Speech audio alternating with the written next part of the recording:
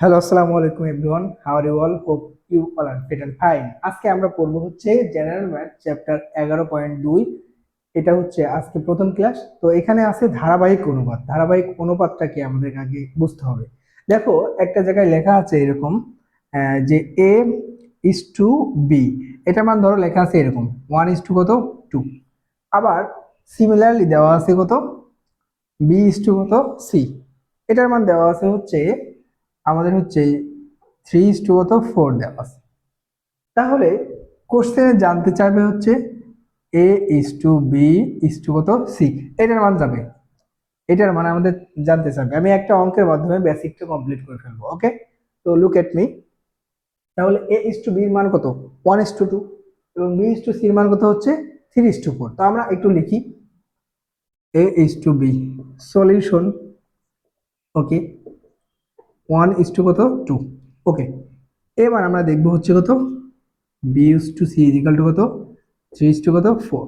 তো আমাদের ইন্টেনশন থাকবে এই দুইটা অনুপাতের মধ্যে আমাদের কমন রাশি কোনটা, মানে আমাদের সাধারণ রাশি কোনটা।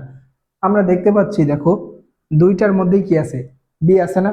তো দুইটার মধ্যে যদি বি থাকে, তো আমরা চিন্তা করলাম যে এখানে যেহেতু দুইটা বি সেম আছে, মানে একই জিনিস আছে, তো আমাদের এদের অনুপাত দুইটা একই একই রকম হতে হবে। তো আমি একটু আইডেন্টিফাই করে নিই যে বি কোনটা। এখানে বির মান কত 2, এখানে বির মান কত 3।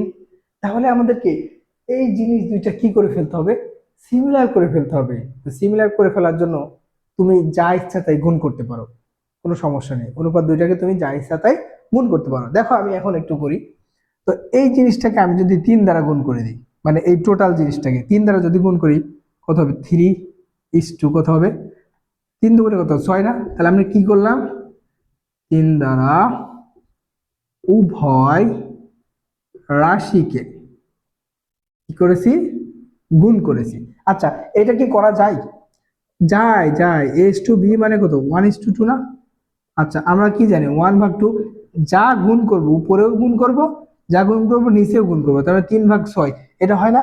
কারণ এই যে উপর নিচে যদি সিমিলার রাশি আমরা গুণ করে থাকি, তাহলে সেটা আবার কাটাকাটি করে আগের রাশি পাওয়া যায়। এটা আমরা 11.1-এ শিখে ফেলছি। এখানে আর কোনো সমস্যা থাকার কথা না। ওকে, এবার আমরা একটু খেয়াল করি। তো এখানে কি গুণ করলে পারে এই 6 আসবে? কারণ আমার তো মিলাইতে হবে হচ্ছে এই রাশিটা, তাই না? এই রাশিটা পাইছি কত 6। তো এর সঙ্গে কি গুণ করলে পারে 6 আসবে? তো দেখতেই পাচ্ছি 3 আছে, এর সঙ্গে যদি 2 গুণ করে দিই তাহলে কত হবে 6 পাবো আমরা। ওকে, তাহলে আমরা 2 করে গুণ করতেছি, 3 দু করে কত 6, 4 দু করে কত হবে এখানে 8। এখন আমরা দেখতে পাচ্ছি এখানেও আমাদের কি হয়ে গেছে, দুইটা সিমিলার হয়ে গেছে। এখন তো আমরা লিখতে পারি অতএব a is to b is to C equal to কত হবে 3 ইস টু বির মান কত পাইছি দুই জায়গা থেকে 6, আর সির মান কত পাইছি 8। এটা আমাদের কি অ্যান্সার। তাহলে এটাকে বলা হয় ধারাবাহিক অনুপাত। আমরা যদি এরকম দেওয়া থাকে এই অঙ্কগুলো অবশ্যই সহজে করতে পারবো। এগুলো সাধারণত শর্ট কোশ্চেন এবং হচ্ছে এমসিকিউর জন্য খুব ইম্পর্টেন্ট। ঠিক আছে, তো আমরা একটু পরবর্তী অঙ্কে চলে যাব। এটা হয়ে গেছে নাকি, আশা করছি। আচ্ছা,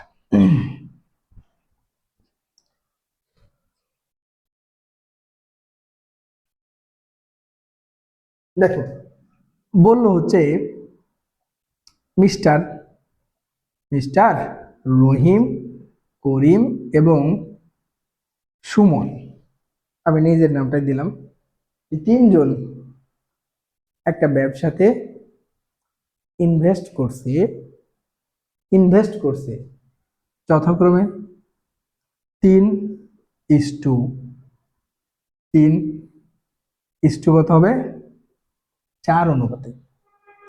3:3 কত 4 অনুপাতে তারা কি করে ফেলছে, 9 না 3:3, আমি এখানে 4 দিলাম, 3 4 7।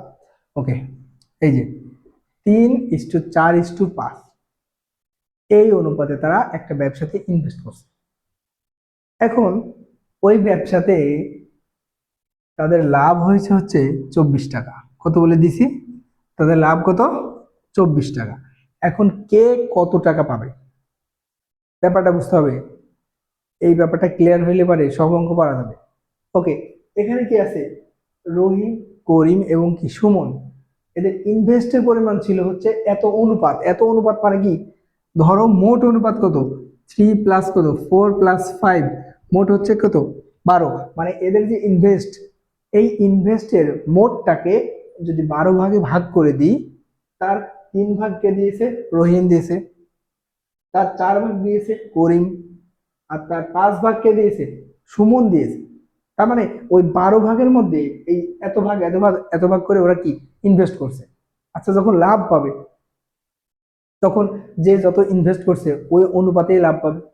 তার মানে আমরা লাভটাকেও কত ভাগে ভাগ করব, 12 ভাগে ভাগ করে ফেলবো। ভাগ করার পরে আমরা এদের ইন্ডিভিজুয়াল কত টাকা করে পাই এটা আমরা বের করতে পারবো। তো আমরা একটু দেখি। এখন যদি আমি এই 24 টাকা ধরো লাভ হয়েছে 1 বছর খেটে, এটা চরম খারাপ ব্যবসায়ী, এর 24 টাকা মাত্র লাভ করছে, তো কে কত টাকা পাইছে সেটা আমরা বের করবো। ধরো রহিম, এই রহিমে যখন বের করব, মোট মোট এদের ভাগ কত ভাগে ভাগ করছে সেই মোট ভাগটা নিচে লিখতে হবে, ইনটু কত টাকা লাভ করছে এটা পাশে।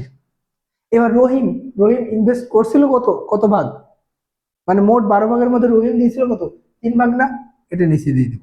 এই যে এটা কাটো, 2 3 কত, এই যে 6 টাকা, রহিম পাবে মাত্র 6 টাকা 24 টাকার মধ্যে, মনে থাকবে। এবার দেখি করিম, তাহলে করিম পাবে, করিম কত, মোট ভাগ কত 12 ভাগ, করিম ইনভেস্ট করছে কত 4 ভাগ, ইন্টু কত 24, এটা যদি কাটি 2 4 2 কত 8 টাকা পাবে। এবার দেখি সুমনের ভাগটা, সুমন হচ্ছে 5 ভাগ দিছিল, মোট 12 ভাগ, আর লাভ হয়েছে মোট 24 টাকা, এটা কাটলে 10 টাকা।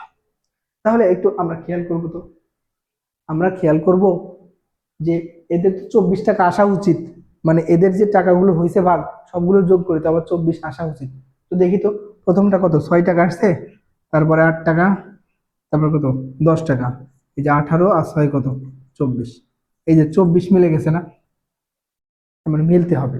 তার মানে এই ভাগের অঙ্কগুলো মানে এই অনুপাত থেকে কার কত অংশীদার, মানে কার কত টাকা, আমরা এটা বের করতে পারবো। এই অঙ্কগুলো আমরা অনেক পাবো। ওকে, ঠিক আছে। এখানে আরেকটা বেসিক আছে, আরেকটা বেসিক আছে। বেসিকটা কি, বললাম যে 5 টাকা, 5 টাকা 10 টাকার শতকরা কত।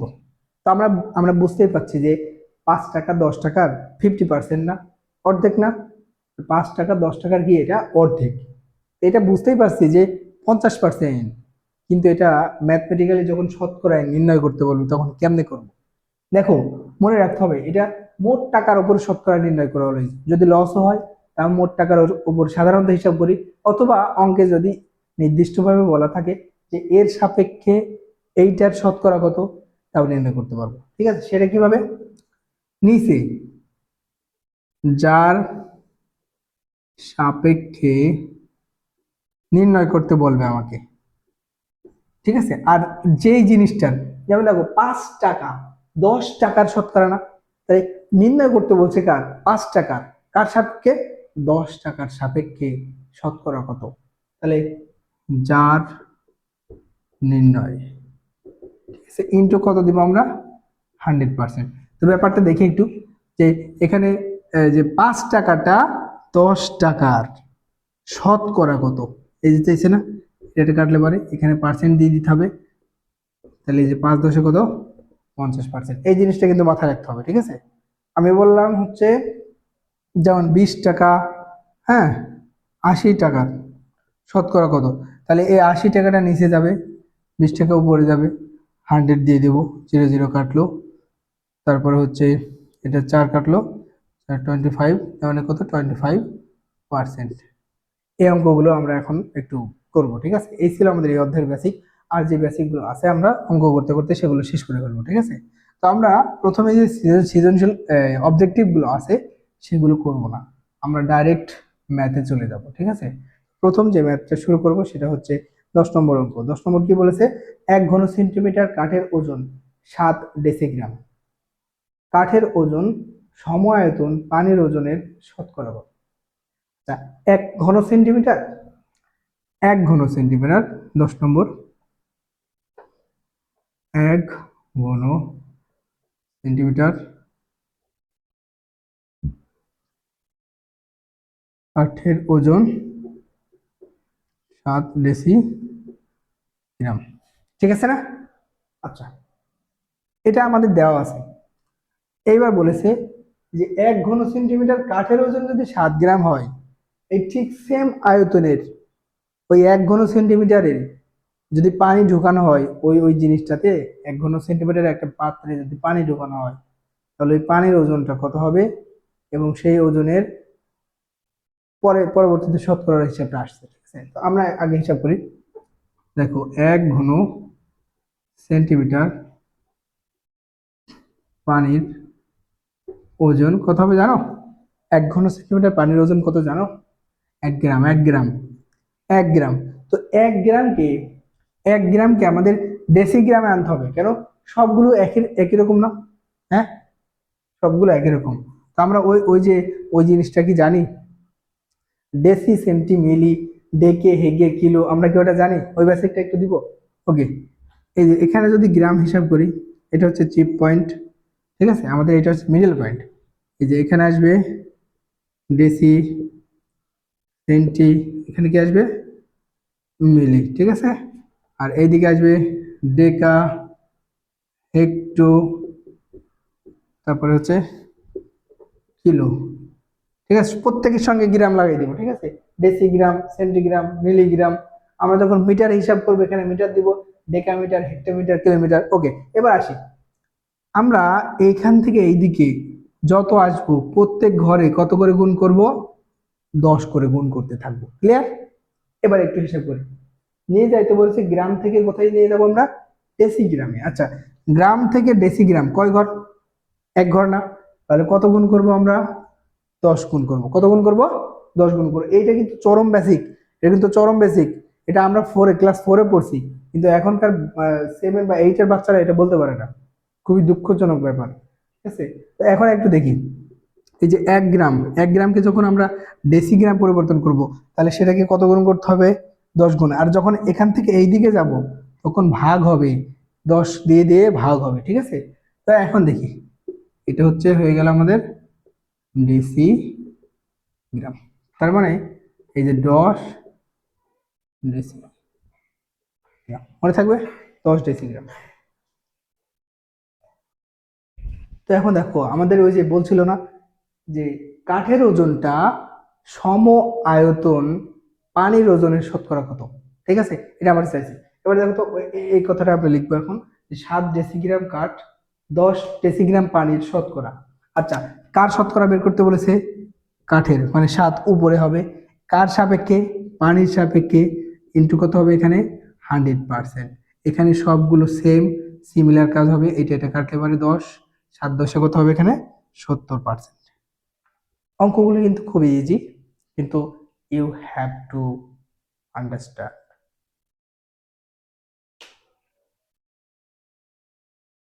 তো দেখো, এখন আমরা 13 নম্বর অঙ্ক করব। এই 13 নম্বর অঙ্কে কি বলছে, যে একটা ত্রিভুজের পরিসীমা আমাদের দেওয়া আছে হচ্ছে 45 সেন্টিমিটার, এবং প্রত্যেকটা বাহুর দৈর্ঘ্যের অনুপাত দেওয়া আছে, সেটা কত হচ্ছে? 3:5:7, এবং আমাদের ওই বাহুগুলো নির্ণয় করতে হবে। তো দেখো, আমরা প্রথমেই যে কাজটা করব হচ্ছে, যে ত্রিভুজের পরিসীমা দেওয়া আছে, এই অঙ্কটা দুইভাবে করতে পারবা, সেটা নিয়ে আমার কোনো সমস্যা নেই। পরিসীমা মানে কি? ত্রিভুজ বাহুগুলোর কি যোগফল। ঠিক আছে, তো আমি দুইভাবে করে দিচ্ছি। ঠিক আছে, তো প্রথম নিয়ম দেখো, তাহলে বাহুগুলোর অনুপাত, অনুপাত কত বলো তো? 3:5:7। এখন অনুপাতগুলোর আমার যোগফল লাগবে, গুলোর যোগফল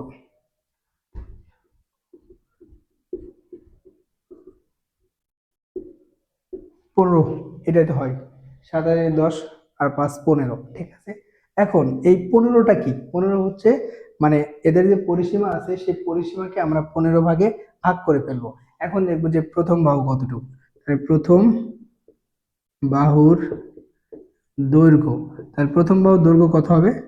প্রথম বাহুর দৈর্ঘ্য হবে এই যে মোট 15 ভাগ, প্রথম বাহুটা হচ্ছে 3 ভাগ, আর আমাদের পরিসীমা কত, মানে সবগুলো বাহু যোগ করলে কত পাবো, মোট 45। এটা কাট দেওয়া হয় 3, মানে 9 সেন্টিমিটার।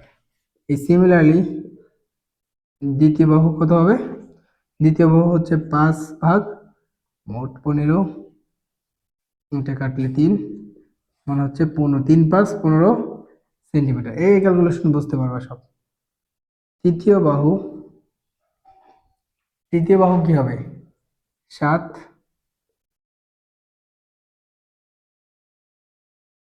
21 সেন্টিমিটার। এই যে একটা নিয়ম গেল না, এটা একটা নিয়ম গেছে। এখন এটারে আমি যদি অর করে দিই, অর হচ্ছে কি, আমাদের অনুপাত দেওয়া থাকলে আমরা সেইগুলোতে একটা চলক ধরতে পারবো। তার মানে বাহুগুলো প্রথমে লিখবো যে ধরি বাহুগুলি কত, 3x 4x এবং কত 7x। এই যে হয়ে গেল না, হয়ে গেল। এখন প্রশ্ন মতে কি করব, 3x প্লাস, এটা কেন করলাম, কারণ পরিসীমা হচ্ছে সবগুলো বাহুকে যোগ করে আমরা যেটা পাই। তো এই যে 3x 4x এবং 7x সবগুলোকে আমরা যোগ করে ফেলছি, যোগ করে কত পাইছি, এখানে এখানে 45 পাইছি, এখানে সেটা লিখে ফেলছি। তাহলে 15x, এখানে হয় 15x ইজিক্যাল টু কত, 45। অতএব x ইজিক্যাল টু 45 ভাগ 15, x এর মান কত আসছে 3। এখন প্রথম বাহু কত ছিল 3x, তার মানে 3 ইন্টু 3 ইজিক্যাল টু 9। সিমিলারলি দ্বিতীয় বাহু 4 ইন্টু 3, 12, তৃতীয় বাহু কত 21। এটাও করতে পারবো, এটাও করতে পারবো। যেহেতু অধ্যায়টা অনুপাতের, তোমরা এটা দিয়ে করলেও ভালো হবে, আমার মনে হয় ভালো হবে।